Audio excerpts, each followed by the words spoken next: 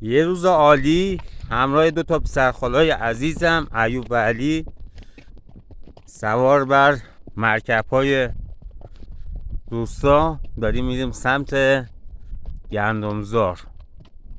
یک روز عالی. علی جون نگاه کن، این هم کره اسب بمونه،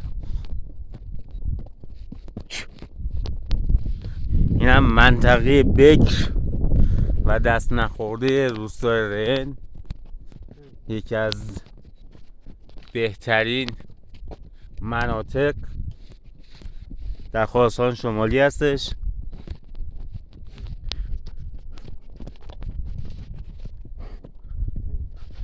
و اینم من هستم، سوار بر مرکب هستم و داریم میریم سر زمین.